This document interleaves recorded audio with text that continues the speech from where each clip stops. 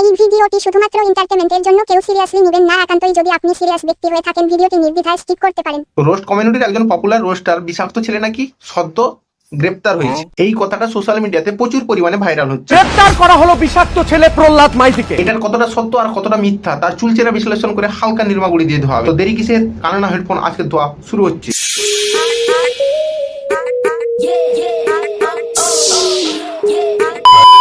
তো বন্ধুরা, এবারে একটু প্রথম থেকে শুরু করি। বিষাক্ত ছেলে ওরফে প্রহ্লাদ দা কিছুদিন আগে একটা ভিডিও বানিয়েছিল যেখানে ইরানের প্রধানমন্ত্রী সম্বন্ধে সে কিছু কুরুচিকর মন্তব্য যে করেছিল। তিনি খামিনিকে নিয়ে খুব কটূক্তি করেছিলেন। সেই ভিডিওটা নিয়ে ভারতবর্ষের বিভিন্ন জায়গায় তার বিরুদ্ধে কমপ্লেন দায়ের করা হয়েছে থানাতে গিয়ে। এটাই হচ্ছে মূল ঘটনা। এইবারে এই ভিডিওটার কতটা সত্যতা আছে তার বিচার করা হবে। ভিডিও বানিয়েছিলাম খামেনিকে নিয়ে, সকাল 11টা নাগাদ মনে হয় পোস্ট করেছিলাম, তো সেটা আমি সন্ধ্যাবেলায় ডিলিটও করে দিয়েছিলাম।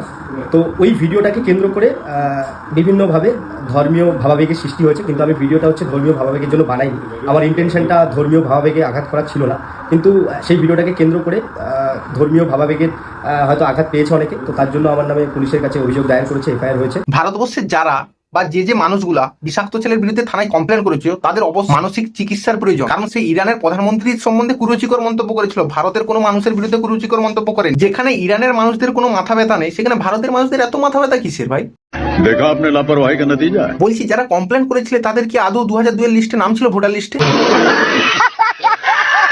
গ্রেপ্তার করা হলো বিষাক্ত ছেলে প্রহ্লাদ মাইতিকে। বিষাক্ত ছেলে যদি সত্যি গ্রেপ্তার হতো তাহলে তার কোনো না কোনো চ্যানেলে একটা পোস্ট দেখতে পাওয়া যেত, কিন্তু সেখানে কোনো পোস্ট দেখতে পাওয়া যায়নি এখনো অবধি। তাই এটা অবশ্যই সত্যি নয়। আর দ্বিতীয়ত একটা ভিডিও পেয়েছি যেখানে বিষাক্ত ছেলে নিজেই বলছে যে সে গ্রেপ্তার হয়নি, সে বাড়িতেই আছে। করা হয়নি, পুলিশ কোনো রকমভাবে আমাকে টর্চারও করছে না, দেখতেই পাচ্ছেন আমি লাইনভাবে রয়েছি, নিশ্চয়ই এটা জেলখানা নয়।